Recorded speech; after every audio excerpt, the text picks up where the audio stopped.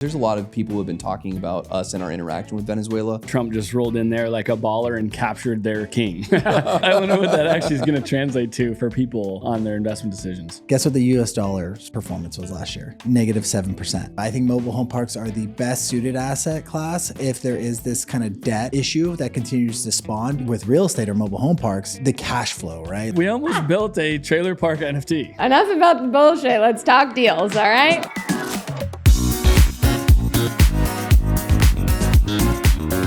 All right, welcome to another cash flow quest. We're gonna kick off a new year. Happy New Year! Yeah, Happy New Year. 2026. 2025 is in the books. We're official first week, business week of the year for 2026. So hope you guys had a wonderful Happy New Year. We wanted to kick off a different segment. This year, we're really going to be honing in on manufactured housing and all things and how we look at news and media and treasuries and really trying to give you guys more of like an overview of how we decipher information in the realm of information now that we've kind of headed into. I feel like AI, the news around all of it. So we want to give our panel the opportunity to kind of weigh in. Each of us have an interesting and sometimes different opinion on different things. But in the end, it's how the team here at Comfort Capital makes decisions on the ground. And we decide what states, what markets, what mobile home parks to pursue.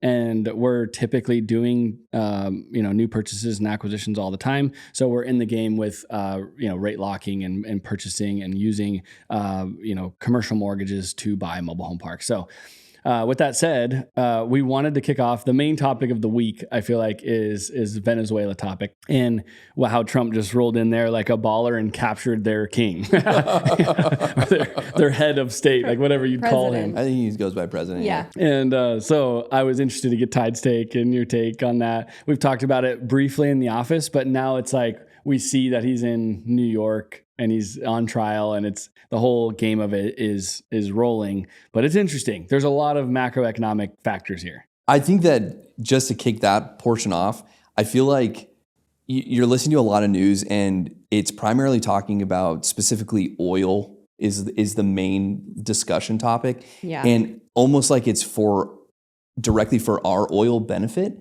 But I think ultimately this was a big picture move strategically for our adversaries. And I think that was what's interesting. We have this whole Monroe Doctrine. We're controlling this hemisphere. And it's been kind of quiet over the last, few decades. I've never heard of that. Yeah. To be honest, I'm like, what? Yeah, I didn't know what that was either. Ultimately. Did you read about that? Or I started to look into the Monroe, but then I also listened to some stuff and it was like, I don't know that the oil is really for us. I think it's a strategic play like against other countries. Yeah, I mean, gas is cheap right now. It's coming down too. It keeps coming down. Yeah. Yeah. But ultimately, I thought the whole thing was really interesting because the whole concern that I've been seeing on the internet before, because there's a lot of people who have been talking about us and our interaction with Venezuela, was that we were going to go in and invade and have boots on the ground and have this like long-term occupation, go into another war, and that was it. And so I think that like no one had that on their bingo card. No one was expecting that they were going to shut off the power in Caracas, bomb the private army, and then drop in Delta Force and like pull the president. I think the whole thing took like an hour and a half or something like that. It was like max 2 hours. Yeah, they're in and out. And one helicopter got like a spattering of bullets, and they were out of there. Yeah, and this is a place that had military protection from both Russia and China. They had Chinese weapons, and it just was like it just showed the complete and utter dominance I feel like America has, and it's been an interesting, contentious topic that's happening for multiple different sides. But ultimately, I think this was a pretty strong macro play because ultimately his whole thing has been energy independence and dominance. And I think it's going to create stability because, it's affecting some of these disruptions that we're seeing from our adversaries, like through BRICS and all these different things that different people are doing that's distracting from the U.S. economy. And I think we've got a president dead focused on growth for 2026. I think that all the things we were saying at the end of the year of like, this is going to be a big good year. I think we're going to continue to see stability. I think that the stock market's going to rally and continue to do good because I think this is all ultimately good news for the U.S. economy. I know. I saw both references to risk on and risk off. Like, I wonder what that actually is going to translate to for people, on their investment decisions. Yeah, no, and I think too, just we were talking late last year, it's been about a year since Trump was sworn into office. And one of the things that when he came into office that he promised is that he was going to end the war in Ukraine, day one. So that was a big push. And I think that if you really think about what happened with this, this capture is, I think it really came down to Russia and the fact that Putin has been stringing Trump along and almost kind of embarrassing him in light of his ineffectiveness to stop the Ukrainian war. And I think that because of that really emboldened Trump because of the ties with Russia and Venezuela as well as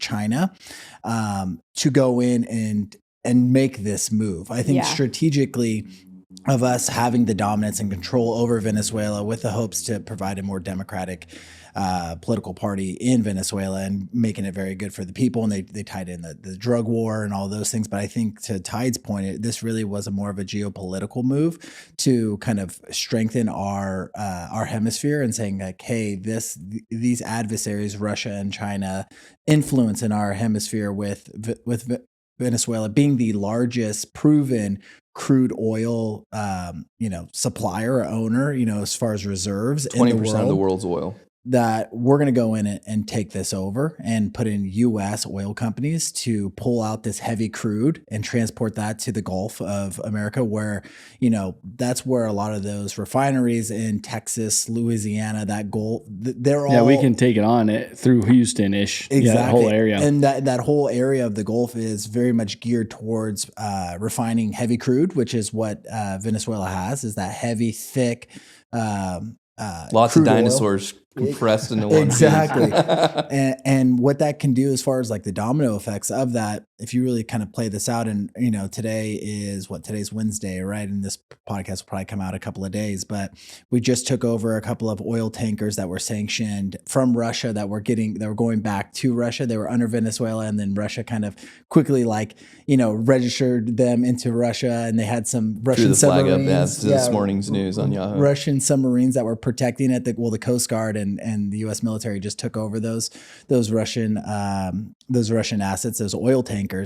And the thought is that, hey, if we essentially put our foot down and really show like Putin and Russia, like, hey, we mean business and we're playing very nice with you with the we're trying to play diplomacy in terms of Ukraine. You want to play hardball. All right, we're going to play hardball in our hemisphere. And what that could do long term, I mean, it takes months and months, if not years, to build out this infrastructure to then be able to pump this crude and then get it out to the open market. But if we could start to shift the supply shift, and then if we could start to flood the market with oil, it brings down the cost of oil. That will start to cripple the Russian economy in the sense that, okay, do we continue to drag out this war with Ukraine, or do they step up in a certain way of that war?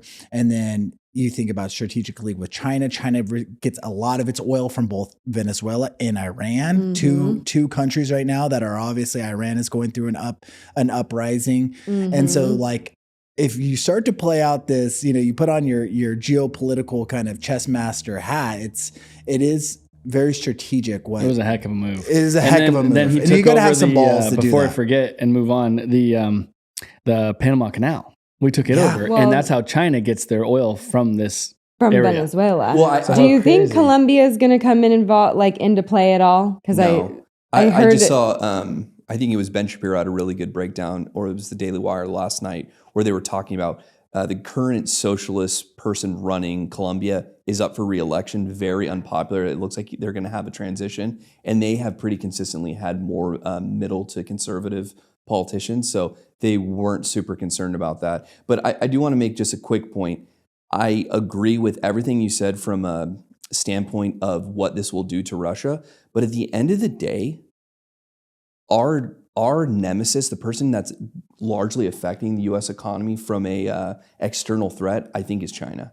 I don't think Russia, like we've got Ukraine just being, delivered special arms, being, kind of the intermediary between Russia and us. Like, I don't think Russia's really a driving force for us outside of we want peace and stability in markets. So it was a nice bonus leverage, or maybe It's a it could have been a bonus. core lever for that we liked. But China is our big issue. It's the sole focus. They control the manufacturing. They're driving bricks. They're in this AI competition. The amount of electricity you need. Think about all the oil you need to drive that, and they're getting it from where? Venezuela and Iran, and we're seeing conflict with this administration. They're solving peace treaties everywhere across the world, except for where? Venezuela and Iran. And I think that the sole focus, this is my suggestion and thought. I don't know, obviously. This isn't my, I manage trailer parks for a living, but I think that it has to do with China. Like, Yeah. But I think if we just think about like, okay, what are the impacts of this on markets, right? Because at the end of the day, we're like oil price, inflation, those were our main talking points with what it's going to do. Yeah. And then just geopolitical risk. I mean, if you look at like bond yields too, I mean, I think you can see like risk on, risk off.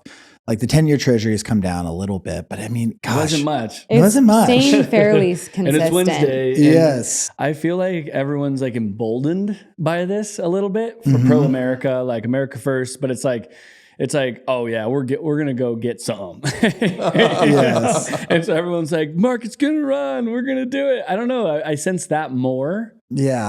I don't know. I don't, it's kind of too early, I feel like, for me to tell. But I do think it's bringing uncertainty to the stocks and to like people who are interested in investing in oil or gas. So I think cash flow focus, conservative investments are what investors are going to be looking for right now. Well, yeah, I think resiliency too, right? Yeah. Because I mean, if you think about what like interest rates, right? The 10-year treasury, it's like it is fine. Like you see this geopolitical kind of event that happened over the weekend.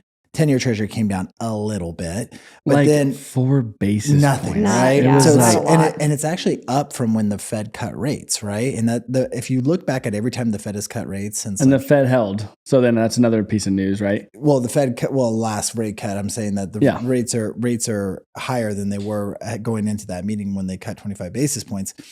I guess what I'm saying is that there is still this uncertainty in the market of like what inflation is going to do, because even though there is this future outlook that, you know, the U.S. is going to produce a lot of oil through this now, you know, Venezuela, and helping build out this infrastructure so then they can actually get this crude out of the ground and refine it and then put it out in the open market. But there still could be the possibility that, you know, Saudi, Russia can start to flood the market too, or restrict the market, push oil prices up higher. And that could be another inflationary kind of spike, which then would obviously shoot interest rates higher. I think that's where like the magic of this dynamic is. If we can get enough supply online, then we have the lever on supply, and we don't really need the Saudis and Russia, who are in bed together. Correct. And Russia, I heard from Jim Rickards that this is like the best way to end the war is to just bring the price of oil down, because that's the piece for Russia. How much of Russia's, and I can just do it on my phone too. There's always been like, yeah, it's like, it's pretty significant. It's like, you know, above 50%. It's of where like they tie the US or Russia GDP to like oil prices. It's like that in fertilizer. Yeah, well, and I'm serious. And fertilizer has an oil component as well, right? So it all comes down to energy. Yeah. For Russia, I mean, it's an economy that has historically been very dependent on energy. I mean, it has diversified since, you know, as the U.S. has continued to put up sanctions over Russia over the last couple of decades, right? They have started to move away from being a very oil dependent economy, but it still very much is a energy dominated economy. And 40 to 60%. What was it? 40 to 60. I'm pretty damn good, right? What did I say? About half? Yeah. So No, just you're off the top of my head. No, so far you've been impressing me with your macroeconomic knowledge of how oil's going to change the world, bro. I like it. Well, I mean, I like it. It's just stuff that Ben worked at BlackRock. He's kind of uppity for us. You know what I mean? You know what's funny is when It's a good thing. I gotta refresh my mind though. You know, that's why even like when I threw that out there, I was like, that's what it used to be, but I don't know. That was a long time ago it's when I was maintained. it hasn't changed much. in the weeds on a lot of this stuff. When Trump said that he was going to focus on oil, you know, being the number one exporter of oil and energy, I bought a bunch of energy funds, and one of them I invested in Chevron, and apparently Chevron was like the one oil company still in Venezuela. Yeah, I know didn't you know that. smoked that trade. Because now everyone's like, funny. you got to get into Chevron now. Okay, Already been how funny investing. was this though? So I didn't know that either, right? Like I didn't know those like very like micro details on like the oil market. But then on Saturday when this all broke out and they were celebrating in Florida, the Venezuelan people that were actually in the United States, they were celebrating at a Chevron gas station. No way. Yeah. Oh And so, my like, Fox News gosh. is there. I mean, there was probably only a couple of hundred people, but that was what was dominating the news, right? Was these couple hundred people at a Chevron gas station. What are the chances? in like Miami?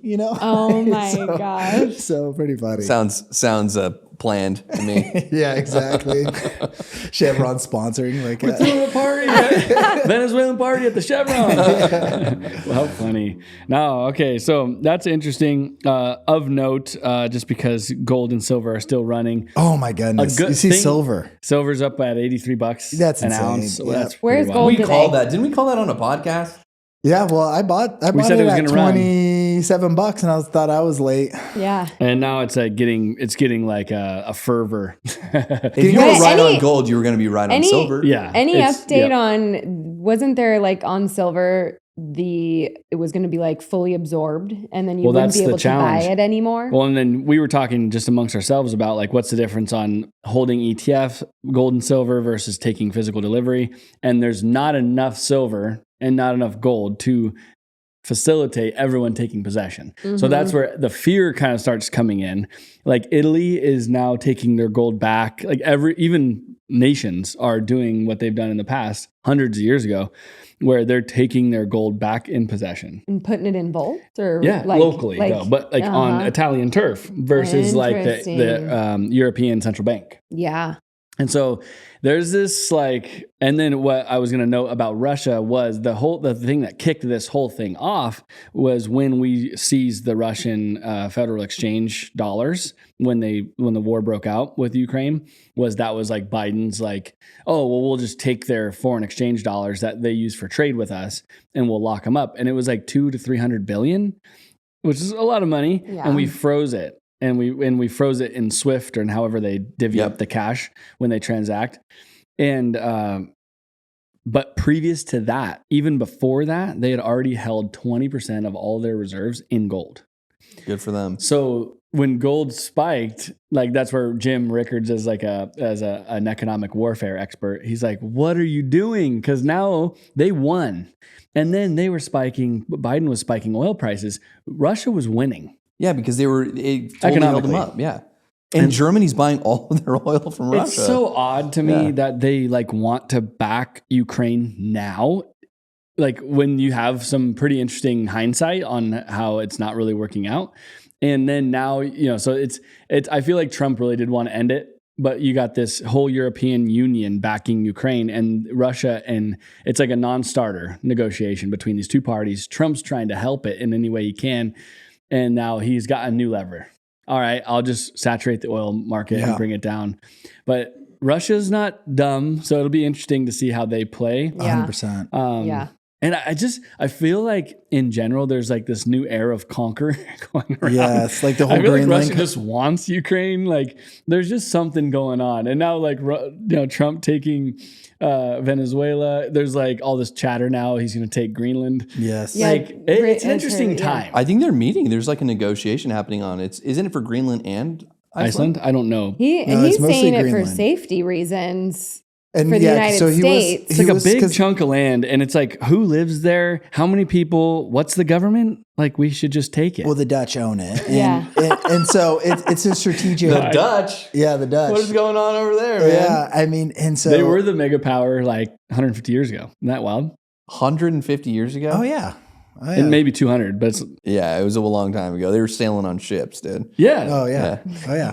Well, I don't know how long it's been. It's hundreds of years. Yes. But like going back to that too, just going like on Greenland for just a second, I think Trump is, it's pretty wild when you think about what's going on, because Greenland now comes into focus, right? And he's like, we're just going to take it over. But now I think he's going to bring the Dutch to the table and try to buy it, right? And it's very strategic because of as the Arctic, shelf begins to, with global warming or whatever you want to say, right? Like as the world shifts. As the world shifts, it creates shipping lanes directly through Russia down in strategically into our hemisphere, right? And Greenland is that kind of is that checkpoint. It's a logical port. Exactly. Yeah, it is. The Earth's spherical, right? So it's like the same thing with airplanes. Yeah. Like, to get a You shorter ride the trip. tides. Yeah, exactly. Yeah. You ride the jet stream or the tides. Yeah. Exactly. And so that's really what it becomes, is like to build military bases on there, missile capability and all of that. They have some good stuff there too. Don't they have a lot of I'm sure. rich Like soil lithium and- or something? Is Oh, there some I lithium think up it's in there? lithium, 1652 is when the Dutch were running things. All right. 17th century. Yeah, is what that's it the says. Mayflower stuff. I was off by another 150 years. Bro. But think about it. All right. Everyone was on boats 120 Oh, years yeah, ago. yeah. There was a whole different world. How yeah. crazy is that though? In 100 years, literally, it was like everything that we know of as life. It's only Well, you 120. think about horses. I think about this all the time. Horses used to be considered like instruments of war. That was like high-end technology, depending on what type of horses you had. Everyone rode horses. Even like we went to Grossmont High School. It's the first high school in San Diego County. And there were pictures in the administration building of like kids when it first opened coming to school on a horse. And like, Wow. and that wasn't that long ago. No. that wasn't that long ago. That's pretty wild. It's crazy. I mean, if you just think about one generation, someone that's 100 years old right now, being born in 1925, the car, the Model T is brand spanking new. You know what I mean? Like airplanes are just starting to come around, and now we have AI and robotics and no flying cars yet. But Okay, that brings up a good point. AI, like Yep. with all of this kind of going on, how does that affect or bring in to play AI? Everyone's all fired up about the whole DeepSeek China taking over. It's arms race. It's this and that. I think it's a really interesting like moment where I don't fully buy into that. And like the people, some of the founders of AI companies are like going crazy because they like start to believe their own AIs. So I don't know. But I don't think it's going to move much. I think we're kind of going to see like a stability. That's my take, where it just kind of keeps going. But I think like the buying moment of like riding this huge stock increase in NVIDIA or whatever, I think it's going to taper. Maybe it still goes up a little bit, but I feel like we need to see what happens. Profitability. 30%. And I think it's 30%. I keep seeing videos, and it's not just me saying it, but like it's kind of a circle jerk where they're all buying each other's things. Yes. And it's like, whoa, my God, NVIDIA's numbers are way up. And it's like, it's all 4 or 5 companies just buying in a circle. Correct. And so Michael Berry's saying it's fraud. One of the Big Short guys, like, I follow enough of that to be like, there's just something that doesn't smell right here. Yeah. I think it all reminds us kind of early internet, right? Where it was like the .com bubble. I don't think it's exactly the same because obviously these are legitimate companies producing a product. But at the end of the day, like it just is so fresh, so early. You get mixtures of like, no one's going to have jobs, or there's going to be a 4% decrease in jobs, or it's going to make jobs. I don't think they know yet. Well, I think it's too. It's like, all right, where's the profitability? Where's the ROI going to come on all this capex spend? Is really what, and that's going to be that's going to be the whole equation. It's like, okay, you're dumping billions and billions, if not trillions of dollars. Dude, where's the return hundreds. going to come from? Yeah. Like, where's actually like the money? profitability? It's like literally pennies on the dollar. I was telling Michael, I did some high level math because Michael in our office is like Mr. AI, and I'm like, did you know every time you hit enter and you submit a question to Claude, we use Claude in the office, in our corporate office, it's $3. Basically, it costs them $3. That's expensive. Wow. Think about how many questions I asked that. No, but that's not what we're paying. That's what they pay. That's what they pay for energy and production for that information. I know, that's a lot. So where I heard the other day was an interesting angle that I hadn't heard. It was just a new kind of dynamic is right now we are the ones that are benefiting. Just people using it. Yeah. And I think they're trying to get us pregnant with this tech. And then the price is going to go like $4,000 a month. And so it's like early Amazon. Yep. And that's their theory too. Yeah. But like, I don't think people realize that what's going to happen is your Claude is going to go from $200 a month for like the premium to like 4,000. And the only thing that You know? yeah, and I agree with you Well, because my what's point is the that's biggest? the only way it makes sense. Yeah, what's the biggest input? It's It energy. does not make sense on the energy costs. Yeah. I agree, but we also got to look at it from like an efficiency standpoint. Like they will continue to make it more efficient. It will take less energy. It's right now it's going the opposite. Correct, but they They will need nuclear power plants for every single one, for every single what? like mega data center. Like little. They have data centers up here that don't have power. They're fully built, ready to go. They don't have power. Wow. So like the power, and then what do do you need for power? How much? What do you need for power? Oil. yeah. No, well, not exactly, guys. Well, you could do No. nuclear. You need natural gas. Like you don't power cities on oil, I disagree. check me. There's generators for all the electricity. bro. They Natural- don't make generators that big. We're talking nuclear power required for these things. No, for sure. I'm not debating that. I'm just saying that oil is used to energize cities. Look it up. Okay, we're gonna look it up. Yeah, I mean not on scale. Like maybe in Yuma. Had to throw Yuma under the bus. Well, here, They got I'm switching military gears there. a little bit while he looks that up. I was just pulling up just the year to date like returns, and we talked about silver. And this goes back to like what we preach on like being in hard assets and like mobile home parks, because if you look at like silver, it was up 175% last year. Guess what the US dollar's performance was last year? Oh, it's down. Negative 7%. Yeah. Right. Wow. So if Well, you there's just, true inflation. Like Yeah. just think about that. Is Yeah. the erosion of the dollar versus Yes. even just because your buying power of $100, you're now at 93. Yep. Right. Yep. And that's just even things staying at the same price roughly. Correct. You Yeah. know? And then, yeah, exactly. And so that's why really it's so crazy. important for folks not to be just sitting and like, here's a good example. Like if you just sat in a 4% CD, you lost 3%, but you think that you got 4% last year. You're 4% Yeah. positive. So really, you only got what, net one? You -3, right? Yeah. If you just kind of think about just the dollar and just the purchasing power of that Yeah, dollar. yeah, And so that's why -3. you need to be in hard assets Mhm. because we've talked about this before. There's Yeah, only one amen. way that this whole thing, the whole debt, if we think about the treasuries and everything going on, it all comes down to our debt. In my personal opinion, right? It's like we have 32 trillion. I can't even keep up with the number because it keeps going up so fast now. Yeah. Right? It's like $32 trillion in debt. And that number continues to climb. It's probably even higher than that. Maybe it's 34 right now. And that is the issue. And there's only two ways to get out of debt. You could either grow your way out or inflate your way out, right? And I know Tide's like, we're going to grow our way out. I think the goal is to inflate our way out. I think It's the a whole combination. term. Well, you guys are alluding to the whole new branding of running hot. Yep. Running hot is inflate and grow. Yeah. And that's like, all right, tech with it. We're going to throw more fuel and more air and just get the motor running hotter. Yeah. Well, so just because I've been directly pointed out in that comment, my comment before when we were discussing this was, I feel like historically Democrats have been inflating. That's like been their one rule, right? Where Trump has been, he's going on the offensive. He's trying to grow. And I think you need to do both, right? So I'm not saying there isn't going to be inflation. Obviously, you and I have a running bet on housing prices, and I'm saying they're going to inflate. I think without question, there's going to be inflation. We know that that's going to happen. What I'm getting at is like, for the first time, we have someone who's like, how about instead of just printing money, let's win. Let's economically win. We're going to take over energy. We're going to take over commerce. We're going to make moves. We're going to be smart with our spending. That's different, right? I think that's like, I agree, but I would say that the one thing is, doesn't matter if it's Democrat or Republican, they cannot not spend. They just spend. So they're both equally to blame on spending and inflating. If you look at for fun, we've never paid off any national debt like since the 1700s, since the formation. So like we've never actually had a declining debt amount more sustainable than like 1 year. Well, we got paid off during Clinton's administration. Yeah, it was Paid off. Yep. No debt. No, it was No. Right. You mean a reduction? No, I think we. Yep. We've never paid it off. Did He you had find the about- cities? Because No, don't you're run right on oil.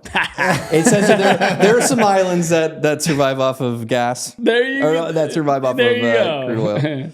Private islands. No, the Clinton had a balanced budget, right? So he wasn't running a trade A deficit. deficit. Yeah. We didn't pay the debt off. The debt wasn't growing. Let's see. I love the debt game because I've been following that because I love to think about what's going to happen when debt in the national debt continues to run. And so I've been on a research vein for a while on that. Rickards talks a lot about it. We haven't paid it down meaningfully. We've gone flat for sections. Completely debt free in 1835. There you go. But like, really? For sure? I wonder when we actually accumulated debt, because I don't think it started right out the gate. We probably And then during Clinton, they had debit surpluses. you mean production surpluses? Yeah, trade, So anyways, but then it went exponential through like the last 20, 30 years. Well, yeah, it was. I mean, if you really look at it, it was quantitative easing. It was after the 2008 global financial crisis, right, where we just started to print, and then the Fed. I mean, we're gonna have a new Fed chair here in no time, but the Fed was really recently trying to reduce their balance sheet, so they were starting to kind of sell off bonds. But now they've actually increased their bond purchasing program. So it's all going to come. We're back into like new QE, but they're not calling it that. No, exactly. Quantitative easing is back. What are they calling it now? What are they calling it? Nothing. Nothing I've heard They're of. like not saying anything. No, it's just they're just buying. silent. They're just buying bonds again. Yeah, they were just they're reversing course. They were starting to sell off their balance sheet, right? The bonds that they were buying, and then now they're quietly doing QE. Yeah, they're quietly buying more. So here, I'll zoom way out for a minute. Real quick, just to give some numbers. So in 1981 for Reagan, 995 billion. And then it was 4.4 billion with Clinton's administration. And I think we're now like 9.5 billion. You mean 100 billion? Had to be closer to $1 trillion at least. January 1981, 995 billion. There you go. And did I say billion? I meant 4.4 trillion for Clinton. And it went to okay, but he paid it down that much. That's pretty impressive if that's true. No, Clinton went to 4.4 trillion. Up so from went 980 billion. It went from 1 trill to 4.5. Yeah. Oh, okay. It went up. Didn't go down at all. No. Okay, because I didn't think my data was off there. Yeah. I think we've only gone sideways. Yeah. Well, yeah, because if you just look at the graph of just the U.S. debt, it doesn't go down ever. It just straight up. So I'll jump out to like a 30,000 foot view because I think this puts it all into perspective. We're kicking around some of the in what I would call like in the weeds dynamics that are currently going on, but I think it's fun. It's a new year. We're gonna see and forecast what's gonna go down. But what we as a family, I'll share this because Jen and I and our dad wanted to get to like build a trajectory towards a multi-generational wealth plan. Mm-hmm. And what we figured out was, okay, if we're going to focus on anything, you got to focus on food, water, or housing. We decided housing. Dad was a general contractor in the day. So it was like the logical play for us to go into a different investment format for housing. Right. But then what you do with that is you find the best housing, the lack of supply, and then the housing that's in the most need. That was like our thesis on the front end. Mm-hmm. And then we bumped into the most magical asset class of all time, trailer parks. Mobile home parks. And so we've just been buying them. But then as I've kind of got myself out of the weeds, we've been buying mobile home parks for that long, for like the last 16, 17 years. You start researching families that have amassed, there's like one family in Italy that has been, call it, worth billions for like 900 years. And it's like, well, okay, I think we're going into an era where you're gonna need to think like that because paper money is devaluing. And there's never been an economy in the history of the world since it's ever been tracked. No empires that have ever watered down money. Back then they'd water down gold. They'd put different metals in gold. Gold and whatever, mm-hmm. and or created a fiat currency made of paper or some type of transactional, piece of material. That's not true money. True money used to be defined as gold, pure gold. And so once you broke out of that and you go into a fiat currency, there's never been a country or a currency that has ever survived. Mm-hmm. So if you go back to there, that's a great starting point to like make investment decisions. Not saying you don't want to have money in stocks, cause they're an asset. They mm-hmm. produce, mm-hmm. Warren Buffett's run that train and he mm-hmm. did a great job in mm-hmm. this last 100 years. But he's now really having a hard time. Their whole crew's having a hard time with it because it's like at some point the valuations on the future is all you got. And it's like 30 years worth of production and you're buying the stock price on that. So it really is like, okay, you're holding fiat currency assets, and that's where you're losing ground. Mhm. You know, I think the multiples on NVIDIA, it's like unbelievable. The price to earnings is like 60 or something. Yeah, it's I like think it's even high, 100 or something it's like like that. what is that? How much can they? I just don't think they're ever going to There's get no juice in there. It's all been squeezed out. exactly. Like you buy that stock. So anyways, you have all these different assets, and the people that have done it for hundreds of years were all in hard assets, land, gold, silver, and art. And it's pretty much it. Then they'd have other pieces that are operational businesses, but like those operational businesses come and go. Like right now, NVIDIA is hot. Yeah. It was Microsoft and Google and all of those. Google seems like they're transforming, and their stock was up, I think, like 60% this year because they kind of reemerged as an AI power. Buffett went in heavy on that because he went into like a core business that looks like it's got moats on a lot of things. Mhm. So, you know, it's just kind of wild. But if you go take it back to the baseline logic, you really want to have a meaningful portion into real, productive, hard assets. Yeah. Yeah. For sure. And That keep up or outpace inflation, right? And I think the best thing is that, you know, versus land, which does not cash flow, but it will appreciate over time if it's good land, right? If it's in areas where people, there's other resources or want to live or develop, so on and so forth.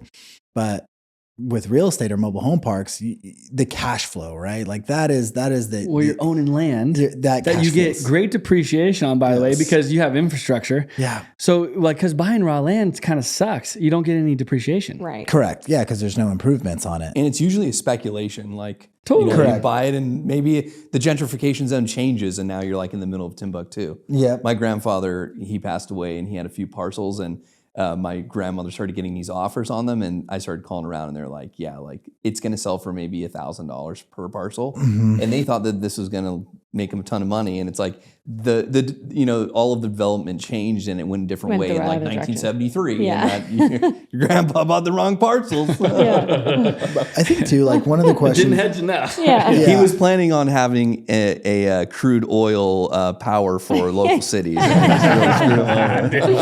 Shucks, But I missed think that if you do play it out though, like, you know, one of the like, let's play devil's advocate for a second, right? Let's just say that you know, the fiat currency, debt, inflation, it all just continues to run, right? And then what does that actually do to like real estate or mobile home parks?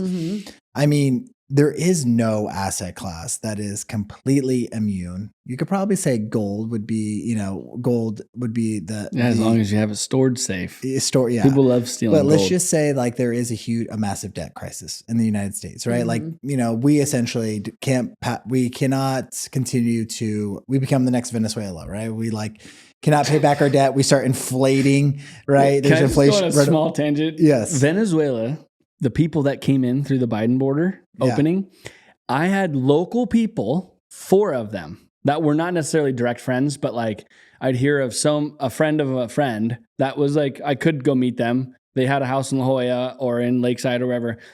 The Venezuelans were safecrackers. I had 4 people that got broken into their house and their safes got cracked and robbed, just their safes. And I'm like, years ago now, I'm like, I freaked out because I have like a gun safe and I had like our precious metals in there. And I'm like, son of a bitch.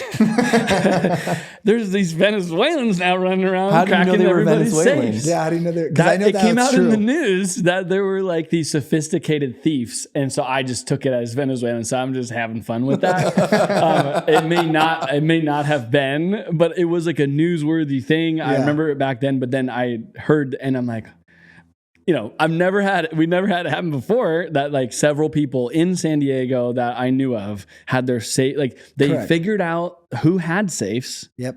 and then they went in and robbed them. Yep. And you can insure private safes. Yeah. You know, so that was just a funny dynamic that I'll never forget from the Biden era, like early opening the Oh borders. yeah, that was all over the all news. the immigrants coming in, and you have these bad apples running around. Well, yeah, I mean, So didn't they empty their prisons and psychiatric So institutions? yeah, to remind people of that, I think is an important thing to remember is there's some serious history on the board that's really bad from the Venezuela side, and this president seems like he was involved in a lot of bad stuff. Yeah, but like, let's just go back to my example, right? Like, say there's this issue, and we own mobile home parks. Well, because I've had this conversation with high net worth clients, right? Because that are worried, own a lot of gold, have made a lot of money in the stock market, but are basically risk off on everything because they can't wrap their heads around just what's going on with the treasury and the dollar and monetary policy, and are just ever growing debt, right? If you really are paying attention to those, like, something is flawed in the system. Historically, they're not acting the way that they should be acting. Like, for example, like the 10-year treasury should be like 3.7 right now, just given that we are going into a dovish easing cycle. We're cutting rates, right? You would imagine that the 10-year treasury would be like sitting at like 3.5, 3.7, but it's not. It's at 4.1, 4.2. And every time we cut rates, the 10-year treasury goes up, right? It's very bizarre. Yeah. What's It's happening. not directly correlated by any means, which I think is really funny that everyone's all hyped on the rate from the Fed. And they think Because all the mortgages are based on treasuries. Yeah, let's tackle that after. But Yeah. I guess what I was saying is that I feel that mobile home parks are there's no amazing asset, but I think mobile home parks are the best suited asset class if there is this kind of debt issue that continues to spawn. Because if that is the case and inflation continues to go, you lock in fixed rate debt that then becomes cheaper as inflation continues to creep up. You could hold these assets debt free, right? So say if you're like, oh, well, if you go to refinance, then the investment, then your interest rate is going to be much higher. Well, if inflation continues to increase, then you would have to make the assumption that rents are going to grow, right? As everyone's making more money at McDonald's or wherever, right? Inflation's going to continue to creep. And then you can always hold these assets debt free, which we always kind of talk about long term. We probably would hold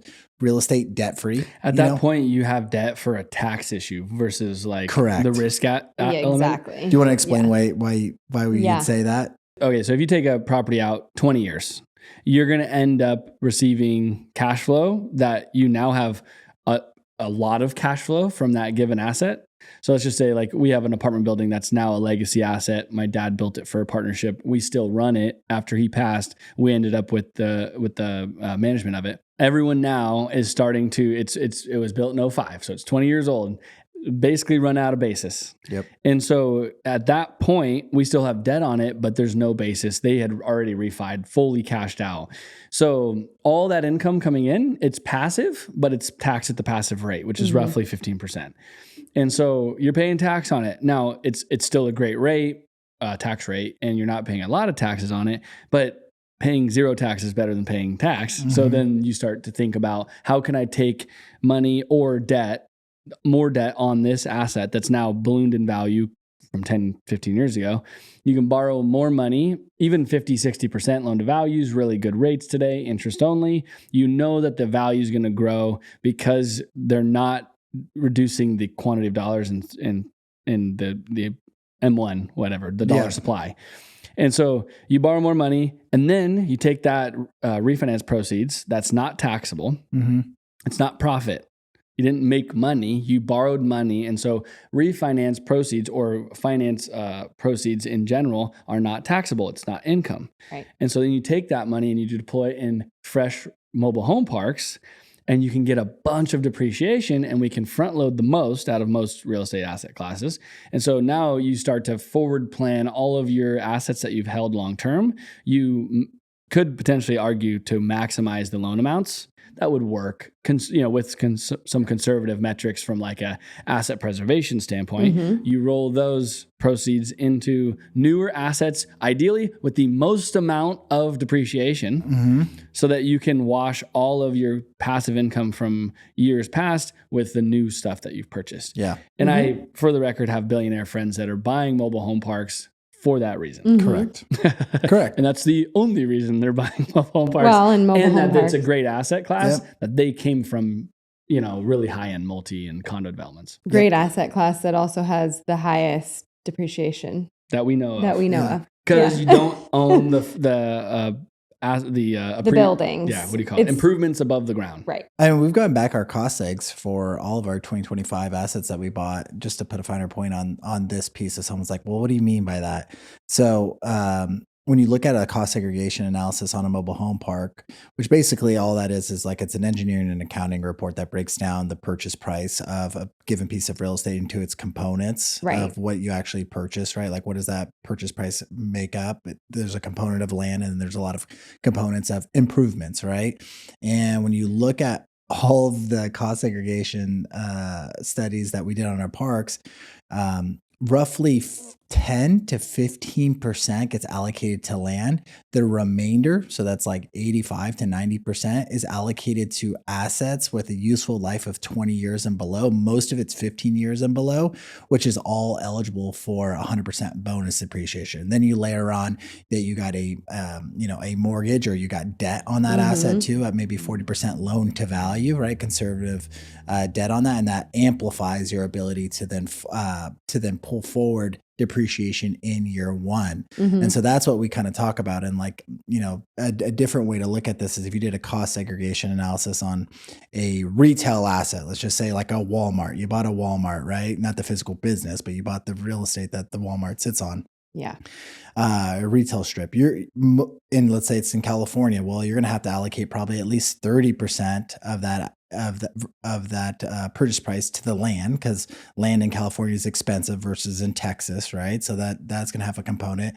The other component is that most of that is going to be like 37 and a half years and above, because it's commercial. It's going to be concrete, steel, And the building. It's that vertical kind of infrastructure, versus in a mobile home park, the tenants own the home. What really gets allocated to the purchase price is a majority is the horizontal. It's the water lines, the sewer lines, the electrical, the streets, the concrete pads, the landscaping, the fencing, and that's really all it is. So you could allocate more purchase price to those types of assets versus if you have let's just assume they're both $10 million.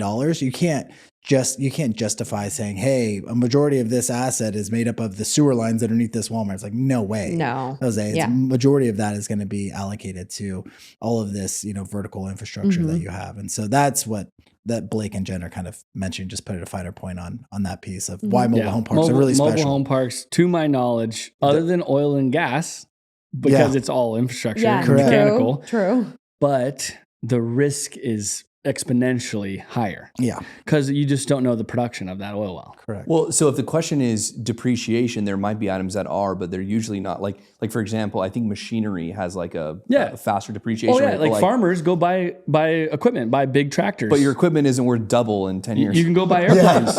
Exactly. You can go buy airplanes, but those are all depreciating. Yeah, exactly. And they're great for write-off, but that's it. Yeah. And for production, if you need tractors or trucks or, if you're looking for nest eggs but for if you're your talking family, it's not. owning hard assets, land, on scale, 20, 10, 20, 30 acres, that has huge depreciation benefit.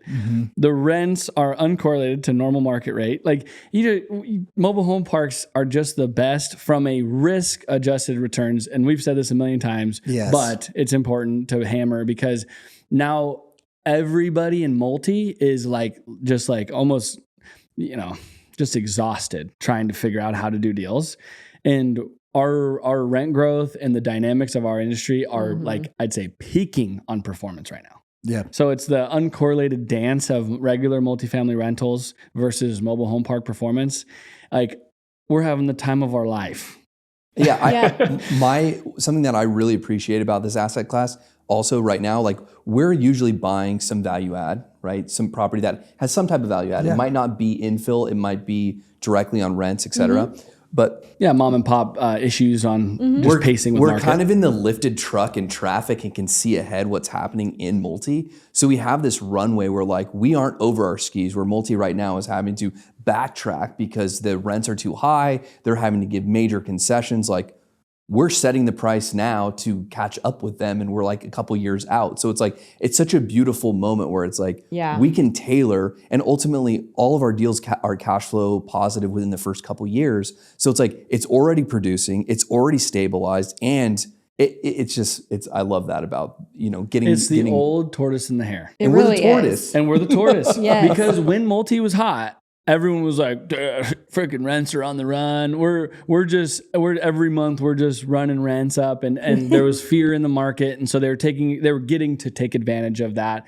And then they have their dynamic shift. Rates weren't at 3% anymore, and a bunch of supply that was in the pipeline ended up going vertical. And they have all these different dynamics that creates a cyclical dynamic for them that's way different from us. And we have like, our steps are just really clean and orderly. The rabbit hauls ass ahead of us, which is multi. And then we keep moving. And now the rabbit like wadded up and is having to like get surgery. Well, and the turtle just keeps going right by. It's like when you're playing Mario Kart and they hit a banana and they're like, yeah, because and you lose some in that example too, Ted. And I feel like the hair is almost like coming back because we were seeing declining rents on some multi too, and occupancy, and like Ted was saying, major concessions. So I feel like even with the decline, here we come, and we're still able to grow and get that positive increase in our rents. When to that point though, what we're doing is just pacing with the growth that happened. Exactly. We aren't actually raising rents for like if you look at if you were to draw a chart, we just have a moment where we're playing catch up. Yeah, that's the beautiful piece. We're not charting new rent growth. No. And that's what's so amazing about it. That's the beauty in it. Yeah. Like our steps really didn't change in pace. It's just like, we just happen to be moving forward and they're not anymore. Exactly. And we might catch them a little faster, but I don't think so because they're not going to stay horizontal or decline for very long. Well, and it's interesting, but cap rates on apartments right now are like 5-ish plus. Mm-hmm. Which is interesting too. And deals that I'm hearing, early kind of regroup, circle the wagons with my broker buddies is 4 caps. Which is insane. In core markets. How do you project? Like San Diego for manufactured housing, sorry. Oh, yeah. For mobile home parks, we're getting, which is a 20% additional benefit. Correct. Like people are willing to pay 20% more for mobile home parks than an apartment building in the same market. That makes, Isn't that crazy? That is kind of crazy. It's and that's been going on for a while. But going back to your point, what's more important, I was just having a call with one of our investors that I've gotten to know who's an appraiser, retired appraiser, right? And so he likes to ask me about cap rates and everything like that. He loves mobile home parks. And he's an investor in multi as well. And so we were talking yesterday about this. And he's like, Ben, if you don't mind me asking, like, what are the cap rates that you're buying at? I was like, well, it really depends, right? Like on where rents are and so on. He's like, no, I get that. I was like, but I'll give you a really good example. They're around 5 caps, right? But we'll buy something at like, a sub 5, 4.5 cap, 4 cap. If I know that my mark to market, meaning that if I took, my current occupancy and said, all right, what's today's market rents? Because let's say it's 30% below market rents today. And I just gross that up. Add in whatever CapEx I would need to achieve to get that, even though we all know you don't really need that, but we do that, right?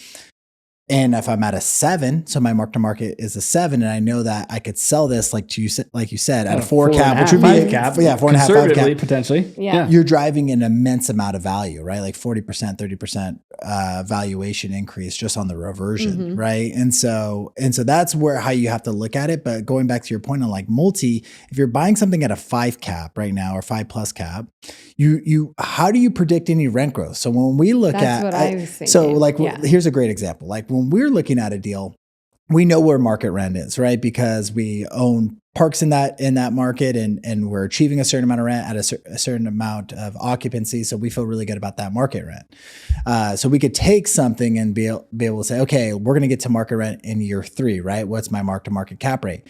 And then we can, think, judiciously about saying, okay, then we're going to grow rents 3 to 5% conservatively per year above that. And then you carry it out 10 years. It's not like rocket science.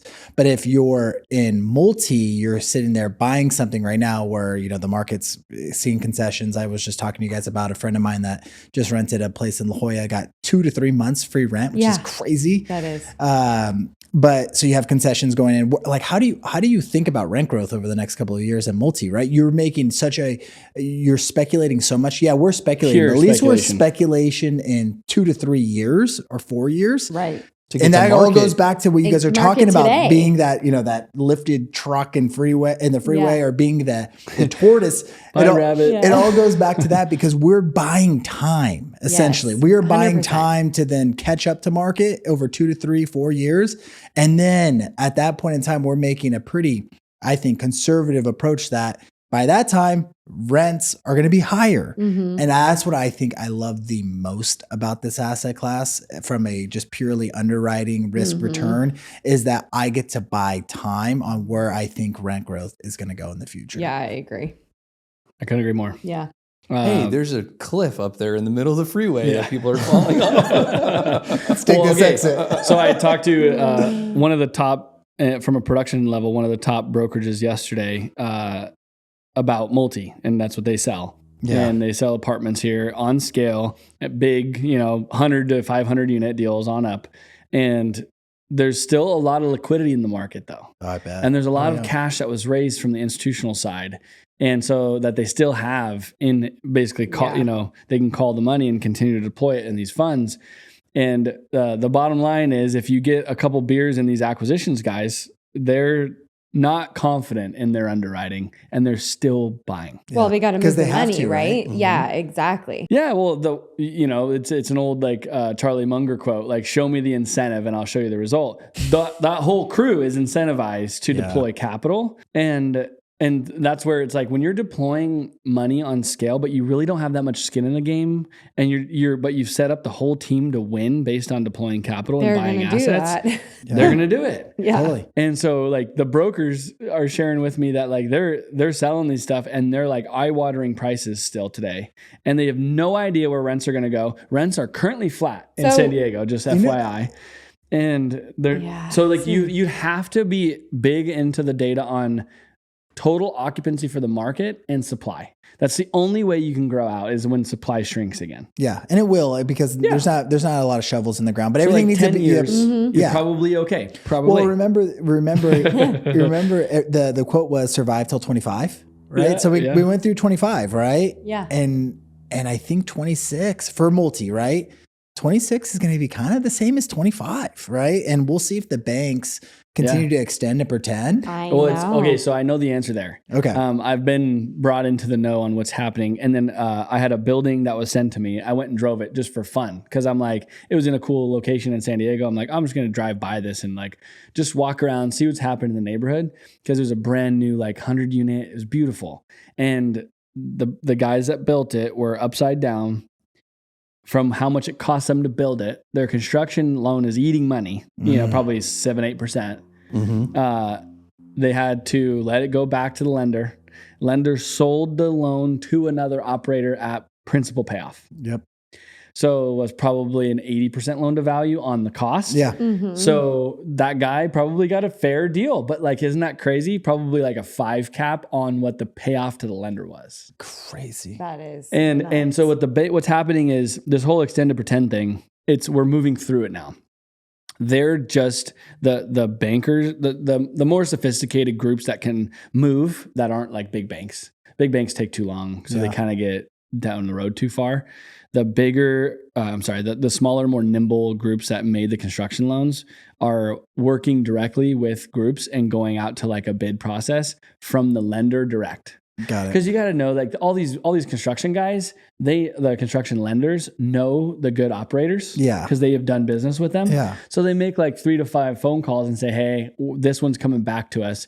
Make us an offer," and they collect their own round. Brokers didn't make any money on it, Mm. so they're going direct.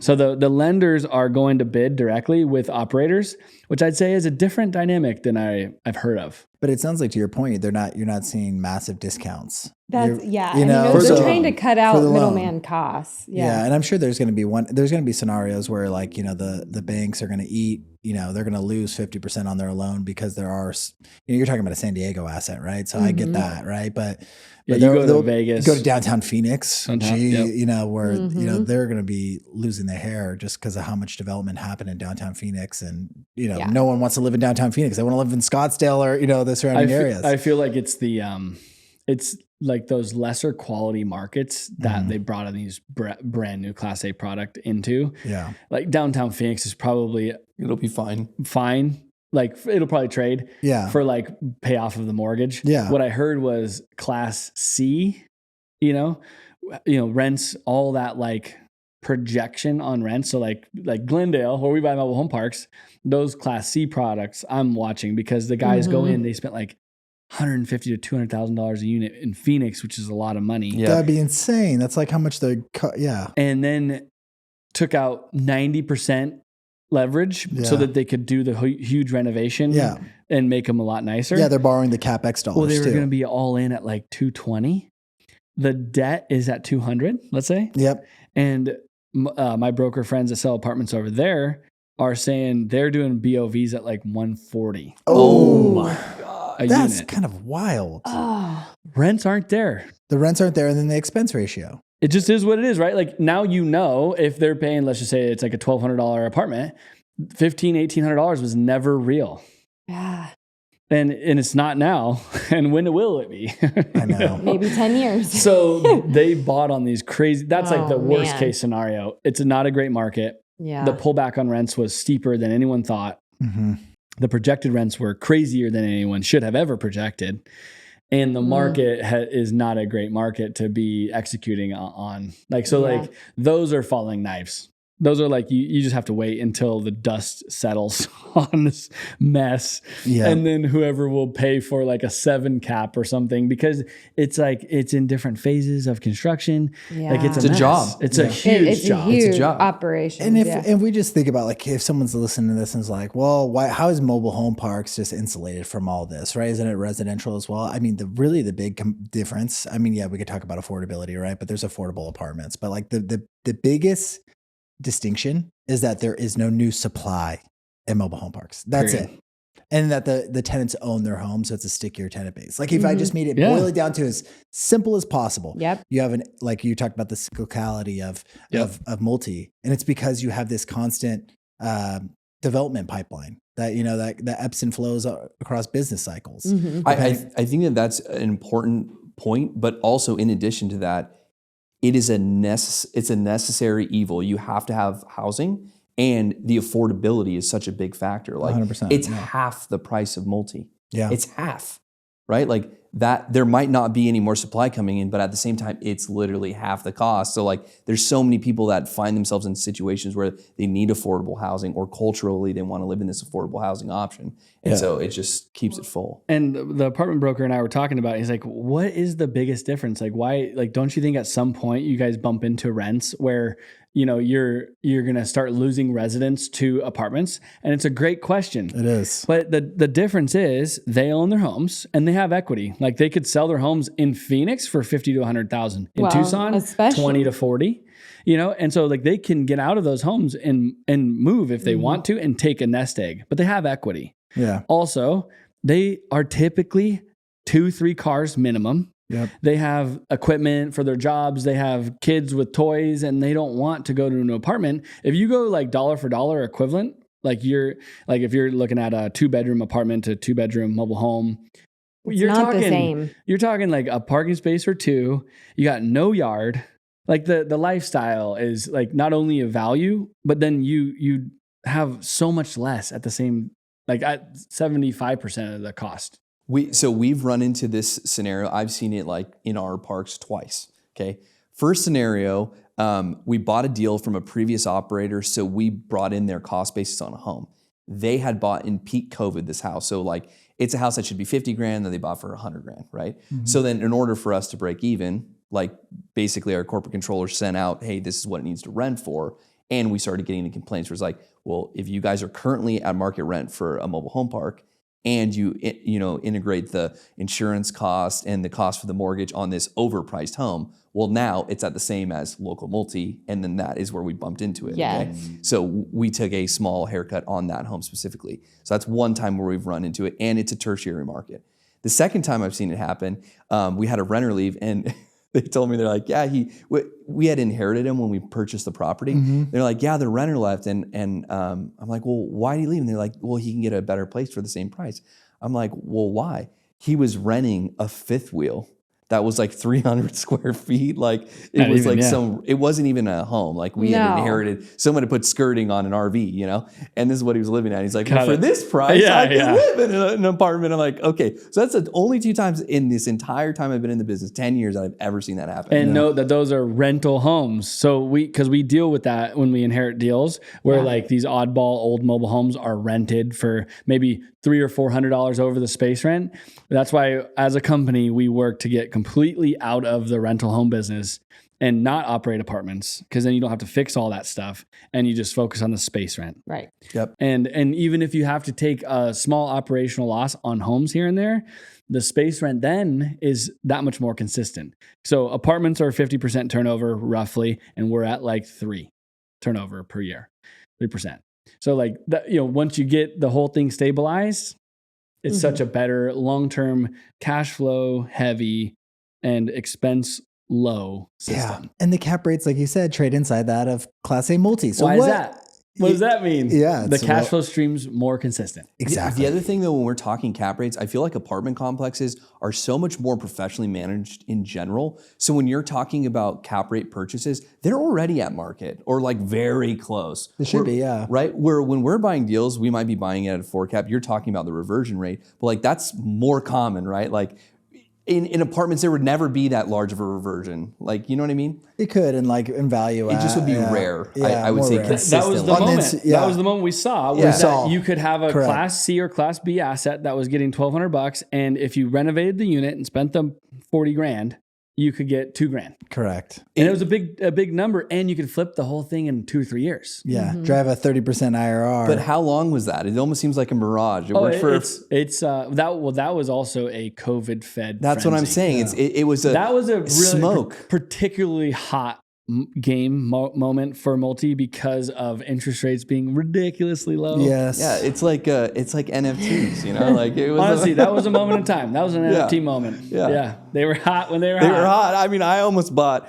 I had some guy convincing me I had to buy some freaking monkey in a sailor suit for $10,000. We almost built a trailer park NFT. Oh my man, gosh. thank God I didn't do that. Yes. We digress. I think that's it. I think that's a good. Yeah. Cut it. Go ahead and wrap it, Jen. Let's do No. it. Well, was there What's the any other tagline, parts? Jen? Enough bullshit. Or, Yeah. Enough about the bullshit. Let's talk deals. All right. Until next time. Yeah, I think and we've more to covered come. it all. We have just kicked off the year. We have so many deals that we're uncovering. So we'll bring some highlights to you next time and keep on rolling. So thanks for joining us for another episode of the Cash Flow Quest. Cheers, See you next guys. time. Bye.